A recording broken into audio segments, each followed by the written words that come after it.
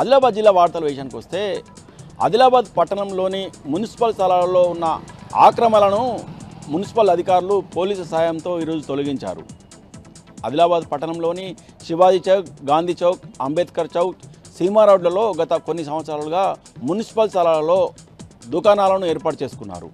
అయితే అక్రమంగా ఏర్పాటు చేసిన ఈ దుకాణాల ద్వారా ట్రాఫిక్కు తీవ్రంగా అంతరాయం కలగడంతో జిల్లా కలెక్టర్ ఆదేశాల మేరకు, జిల్లా ఎస్పీ ఆదేశాల మేరకు మున్సిపల్ అధికారులు ఈరోజు ఆక్రమణలన్నింటిని తొలగించారు. అయితే అక్రమణలను తొలగిస్తుండగా అడ్డుకున్న వారిని 1 టౌన్ పోలీసులు అరెస్ట్ చేసి 1 టౌన్ పోలీసులకు తరలించారు.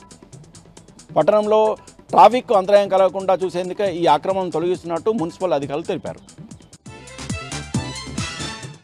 నిర్మల్ జిల్లా వార్తల విషయానికి వస్తే ఖానాపూర్ నియోజకవర్గం బీఆర్ఎస్ పార్టీ ఇన్ఛార్జి జాన్సన్ నాయక్పై అక్రమంగా కేసు నమోదు చేయడం పట్ల ఖానాపూర్ నియోజకవర్గ వ్యాప్తంగా బీఆర్ఎస్ పార్టీ నాయకులు, కార్యకర్తలు ఆందోళన చేపట్టారు. ఊట్నూరు మండల కేంద్రంలో నల్ల బ్యాడ్జీలు ధరించి నిరసన వ్యక్తం చేశారు.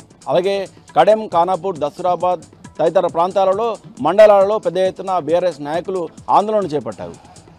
ఖానాపూర్ నియోజకవర్గం BRS party incharge Johnson Naik ప్రజల నుంచి వస్తున్న ఆదరణను చూసి ఓర్వలేకనే అధికార పార్టీ నాయకులు అక్రమంగా పోలీసులతో కేసులు నమోదు చేయించారని ఈ సందర్భంగా బీఆర్ఎస్ పార్టీ నాయకులు ఆరోపించారు. అయితే అక్రమ కేసులకు తాము ఏమాత్రం భయపడలేదని ఈ సందర్భంగా బీఆర్ఎస్ నాయకులు హెచ్చరించారు.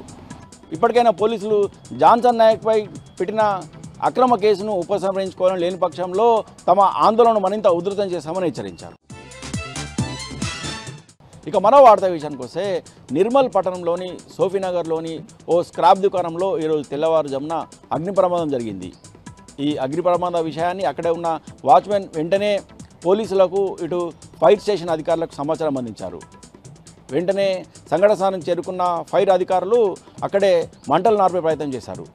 ఈ అగ్ని ప్రమాద సంఘటనలో దాదాపు 10 లక్షల రూపాయల ఆస్తి నష్టం జరిగినట్టు బాధితుడు తెలిపారు. పోలీసులు కేసు నమోదు చేసుకుని దర్యాప్తు చేస్తున్నారు.